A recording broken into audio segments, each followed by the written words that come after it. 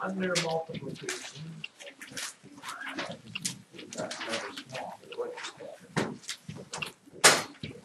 multiplication. And the little subheading, welcome to the wonderful world of double digit multiplication.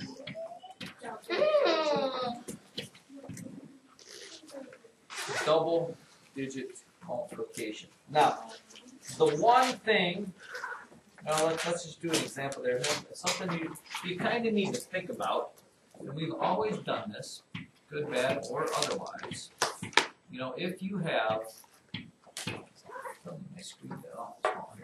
if you have like 35 times 15, okay, the way we do multiplication is really kind of a shortened, condensed way of what really it is.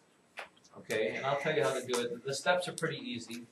Step number one is, okay, you start, and I'm sure you've done double digit multiplication, so this is, okay, you start by multiplying the bottom right digit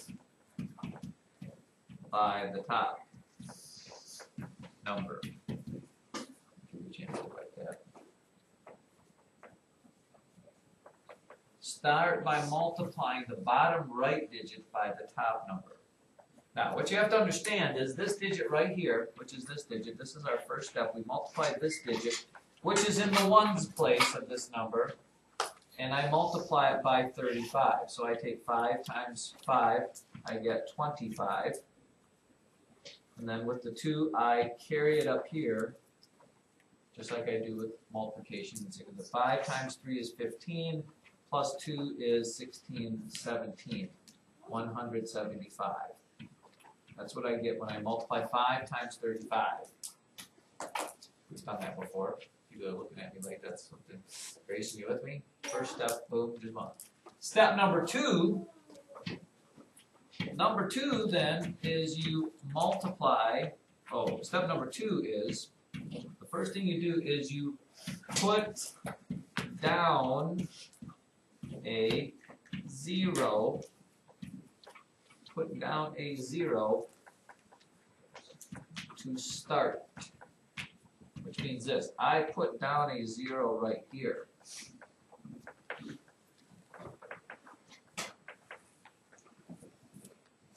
And then after that, step 3 is you multiply the bottom left number by the top.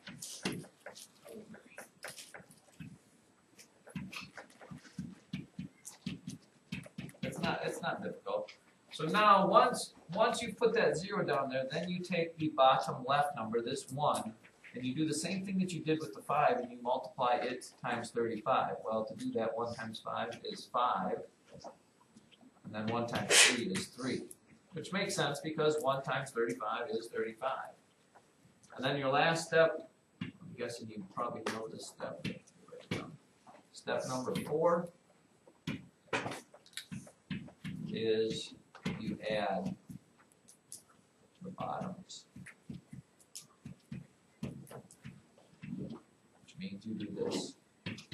5 plus that is 5, 7 plus 5 is 12, 3 plus 4 plus 1 is what, 5. 525. It's a pretty simple little process, and again, as I've stated multiple times, if you don't know your multiplication tables, you are going to struggle with this because, you know, if you have to think about what 5 times 5 is, what 5 times 3 is, you start to lose yourself in the process of what you are doing. Now, what I want you to understand, this is something that it's kind of hard to figure out, but the book tries to point this out. When you do this double-digit multiplication problem, what you've really done, David Ulrich, is you have combined multiple different steps into one easy format. What you've actually done is you have taken 35 times 5 That's where I got 175. And then after that, I took 35 and I have to multiply it by this 1. But this 1 is in the tens place, so it's really multiplying by 35 times 10, which we already have done before, right? You drop the 0 down and you get 35. See, this is where the 175 came from. This is where the 350 came from. And then I added those together because it's all one problem. And when I added that together, I got my 525. Just so you can see, you don't have to do this, but you need to kind of recognize when you did this multiplication problem in this small thing, what you really are doing when you get both of these numbers is, this first one comes from when you multiply 35 times 5. You know, the reason why you drop a 0 down here is because you're not multiplying by a 1 technically, you're multiplying by a 10, because it's in the tens place. So that's where that comes from. Good point, Mr. Hahn. Sometimes people get that, but if you don't understand it, that's fine, because let's do another one, because I think you're kind of getting the hang of whatever I'm talking about. Let's say I've got 63 times 28. And again, if you do not know your multiplication tables, this was going to be difficult for you. And I know.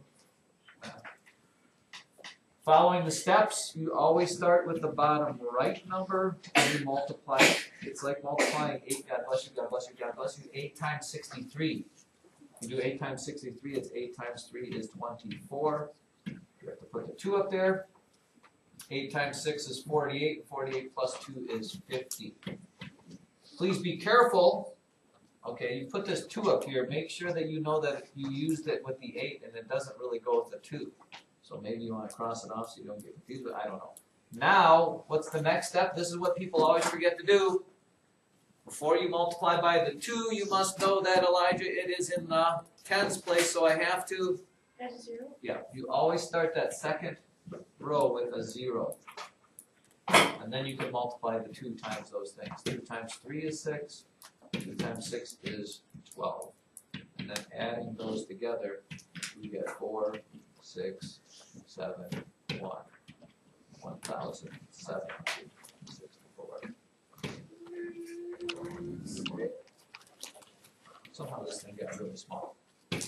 Let me give you one and see if you can do this. How about 36 times 49? I'll give you a chance to do that. 36 times 49. Do that on your paper. When you finish, raise your hand. Raise your hand. The answer.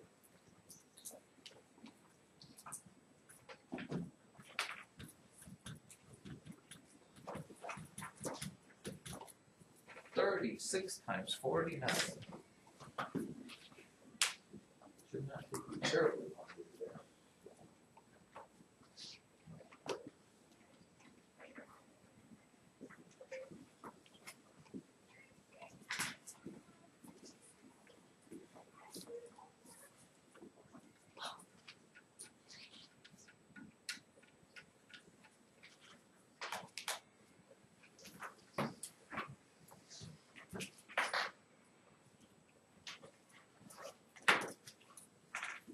Not wanting to spend too long on this, Sam Paetzel. I got 1,764. 1764. Are you dreaming on that? No. Yeah. No. Oh, I don't know. I know something up. Jax, what'd you come up with? The same answer. Oh, Me too. Oh, so some people did, some people aren't. Well, let's look and see. 9 times 6 is 54. Carry the 5. 9 times 3 is 27. Plus 5 is 32. Make sure you bring down a 0 when you get to the next step here, because then you're multiplying by the 4. 4 times 6 is 24. Make sure you're not using that 5. 4 times 3 is 12, 13, 14. And you add those together. 4, 6, 7, 1. 1,764.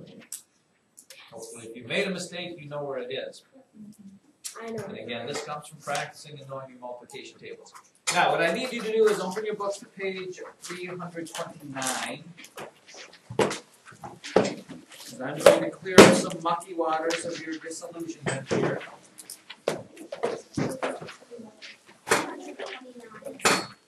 329. And you can write down this problem in your notes. If you look at page 329, problem letter G,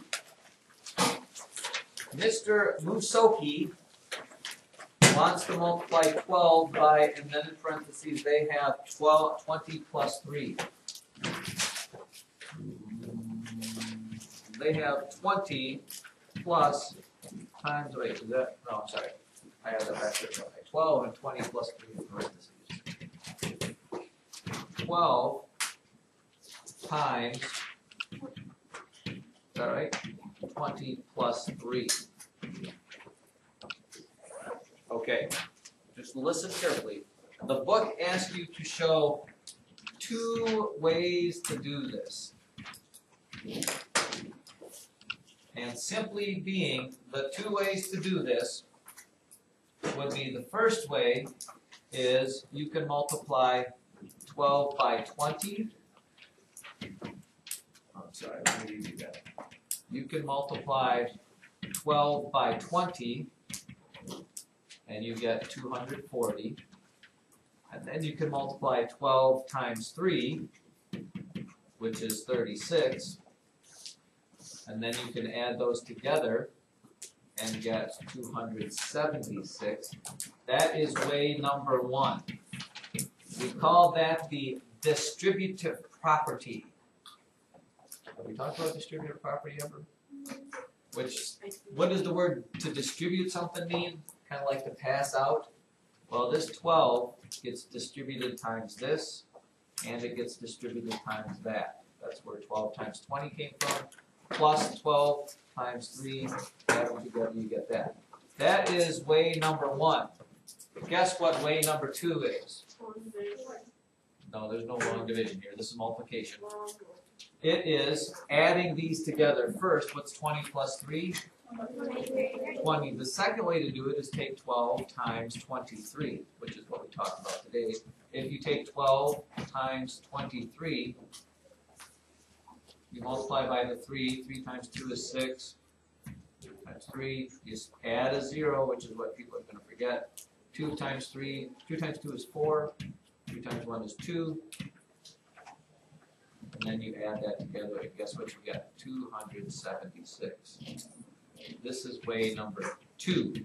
This is the way we usually do it, but the book wants to show you that this is really what you're doing when you do that, just in a shortened, compact sort of form. So if they ask you to show that 2 different ways, that's what you need to do. You need to multiply them 2 different problems and add together, or make it one problem and do it all as one big sort of thing. Isn't that exciting?